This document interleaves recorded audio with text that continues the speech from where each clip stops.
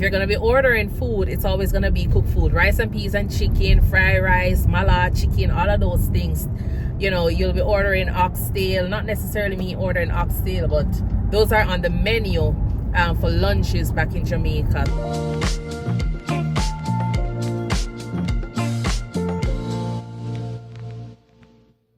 Hi, morning everyone. Welcome to the Think Nursing channel, where we discuss everything related to nursing, travel, and lifestyle. My name is Stacy, and if you're new here, thank you so much for tuning in. Today is Monday, and it's a little bit busy here, but nevertheless, things are going well. I am heading into the office to get some supplies for work, and then I'll be finishing up some charts. I did most of my charts yesterday, which was good, and I did my ironing. And yes, even though I wear scrubs, I do iron on a Sunday. Not every Sunday, but I do iron my uniforms for work, just because I want them to look, you know, very neat. Nonetheless, I got all my ironing done. So I'm gonna get my supplies for work, because I've been ordering a lot of things, and you know, my company do issue out some stuff, so like gloves and masks and wipes and all. So I'm just gonna go down and grab a few, so that way I don't have to order anything or use the supplies that I already ordered, you know, for my visits. Otherwise, yeah, it's gonna be a 37 minutes drive into Irving to get those done. The road is not that busy, so I'm not going to be taking the toll today. When I take the toll during the mornings, you know, it's because I have a lot of patients in different areas seeing, so I'll go ahead and drive on a toll road and head into those areas. But whenever I'm just doing regular, you know, regular things, I don't need to be spending $15 on toll to go down, because I'm not really in a rush.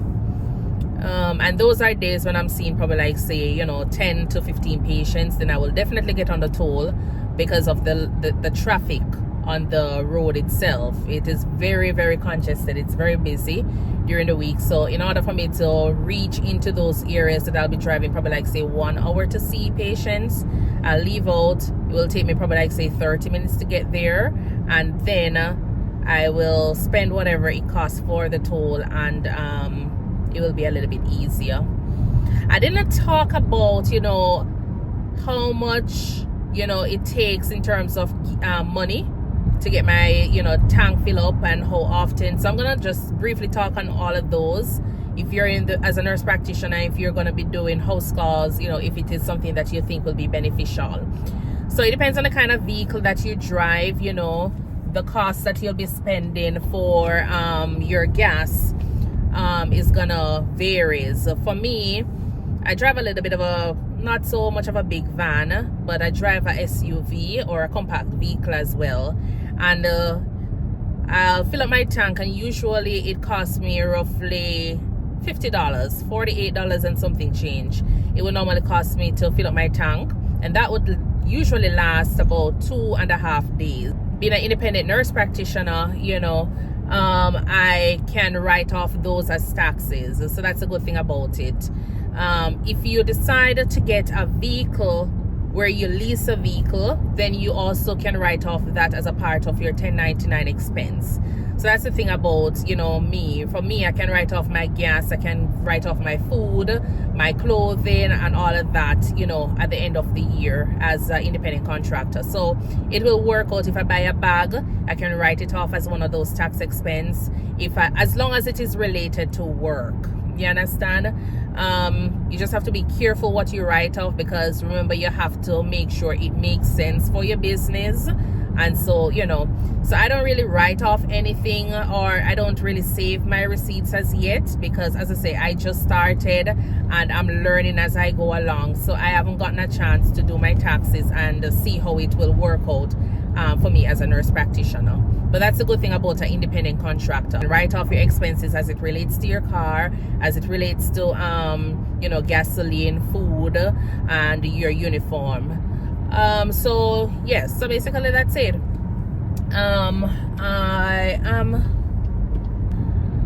The only problem is for me is the wear and tear on the vehicle, but as I say, you write it off each year, so you kind of still win with that. So it's just up to you, depending on, you know, how fancy you are, what kind of vehicle you want to drive. Then you know, you will feel that a little bit more, because if you're going to be driving an Audi or a BMW to do these kind of long distance work, it's going to cause wear and tear on your car, and as a result you might not find that your expenses at the end of the year, or whatever you use during the end of the year, will be, you know, beneficial when it comes on to writing off your taxes. Want to ensure that, you know, if you're going to be doing something like house call visits where you're doing a lot of traveling, you want to ensure that your vehicle is going to be efficient. So it's either you're going to get like an electric vehicle, you're going to get something that is very efficient on gasoline, or you're just going to get an old vehicle that you had from before that has a lot of mileage or something where you don't have to think about the distance that you'll be driving. But just getting something, just ensure that you get something that is efficient. The last thing you want is for you to be driving a vehicle and, you know, you're running into problems, mechanical issues while driving on the road to see your patients. It's going to cause problems with, you know, seeing your patients on time and making the amount of money that you think you want to make during the time that you'll be there to see those patients. So far, I don't have any regrets regarding doing house call visits. I love the fact that I have so much flexibility with my time. As I said, there are days I can see 15 patients. There are days I see 5 patients, or I see no patients, depending on what is going on. So I love the flexibility about it. And I love the fact that I don't have a boss that is constantly, you know, over my back. I'm pretty independent. I'm pretty organized when it come on to certain things. So I'll see my patients. I'll do my handoff with, you know, the notes and all. So it's not gonna be a big challenge for me, or it's not a challenge for me when it comes on to working independently and not having somebody there to supervise me all the time. I like that kind of freedoms. I love the independence that I have working as a nurse practitioner. And if you are looking for something like that, then I would encourage you as well to get into that area. But you don't necessarily have to work as a nurse practitioner doing house calls. There's so many other areas that you can actually go in. You have persons in my practice that are, you know, psych nurse practitioners, and they only do audio visits or virtual visits for their patients. So that is something that you can also consider. Telehealth has become a common practice now. It is a standard, you know, way of seeing patients, just like in-person visits, because a lot of these companies, they're using psych nurse practitioners to see their patients, and they're not really leaving the office. They are seeing the patients from, you know, the comfort of their home or from an office space. So that is one area that is using up telehealth rapidly as we speak. And I would encourage, if there's anybody who wants to go into telehealth, you know, as a nurse practitioner, you can use your license and open your own practice and do that, you know, because you're still going to have flexibility. You're still going to be able to see patients and make money, and you're still going to do everything else that you can do except do the hands-on portion of evaluation or evaluating your patients. But at the end of the day, I think, you know, people are more willing to do the talking and not much of the hands-on, so that's fine. All right, so I need some gas. I only have enough gas for 115 miles, but I have 26 minutes going here, so I might pull over, get some gas, but I'm not so sure as yet. I think I can drive down because this is 22 miles. So 22 miles from the 115 miles is going to bring me down to roughly 90 something. And the only reason I haven't purchased gas as yet is because I'm going to go to a specific gas station where I have like a membership there and just get my gas at a cheaper price. I should have done that from yesterday, but I was like, you know, didn't want to get out of the house and all. So that's it.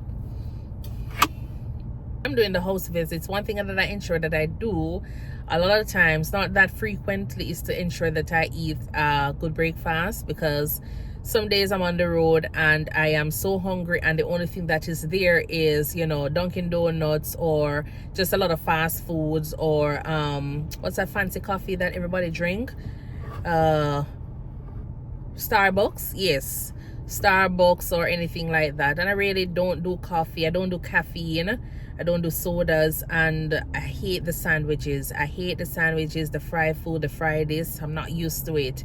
I guess, you know, when you're from Jamaica and you're working as a nurse or you're in school, you know, if you do go ahead and say you're gonna order KFC, it's always gonna be like on a weekend or something like that. It wasn't like really during the week. If you're gonna be ordering food, it's always gonna be cooked food, rice and peas and chicken, fried rice, mala, chicken, all of those things.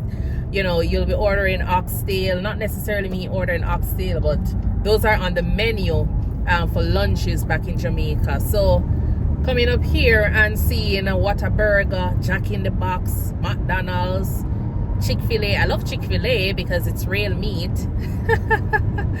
But, you know, seeing all of those and, you know, not having any food with you on the road doing house calls, it's going to push you to ordering fast food, causing you to get more weight on. And you see, me already I suffer from the excess fat from my pregnancy. So I really don't want to add anything else to that. So I tend to eat a little bit in the morning. It might not be enough, but it's enough to carry me through most of the day. And then by the time I get home, I will have regular food. So that's it. So I'll be there on the road just kind of munching on snacks or something, and that's it. So yeah, I don't like the fact that I have to be ordering fast food because it just does not feel good. Every time I eat a fast food, it's like my tummy just blow up.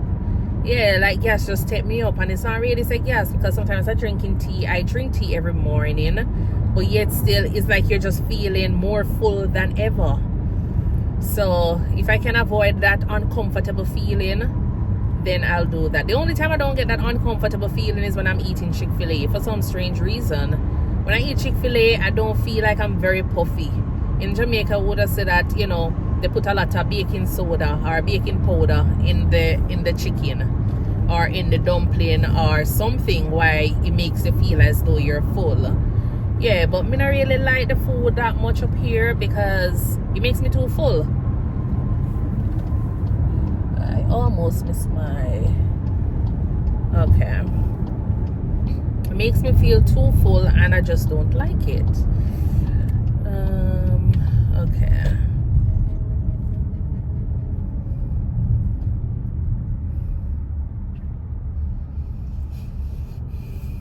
I was almost heading down the wrong direction. So that direction would have been 10 minutes slower. But I caught it in time. It wasn't, you know, busy on the road, so it was pretty safe to go over. Yeah.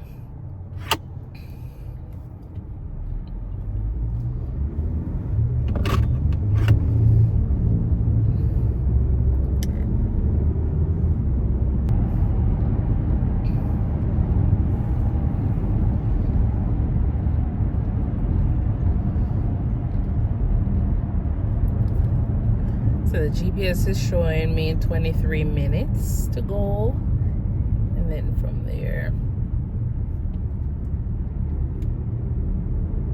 So I've been getting a lot of calls from patients for what we would consider to be like a sick visit. So some patients, they're complaining that they're having diarrhea, they're having headaches, they're having this. So they're complaining about different things, and I've seen them already for the month. So I had to reach out to my boss because I think I reached out to them before asking these visits, because sometimes I spend 20-30 minutes on the phone talking with patients, you know, trying to find out what's going on, trying to help them with certain things, and then I just feel as though I should be compensated for it. I've seen them already, and so for example, they're having issues with their diabetes. They want to do a change of medication. They're having nausea, vomiting. They want somebody to evaluate them, and I send them to the emergency room after hearing what their complaints are, you know, or they're diabetic and having a wound that they need to be evaluated, and I go ahead and see them as a virtual. But then my boss is saying I don't bill for that because she can only bill for one visit per month. But then at the end of the day, it's not benefiting me, you know. I'm spending 20 minutes, 30 minutes outside of a regular visit to see these patients, and I'm sending out prescriptions. Technically, that is another visit.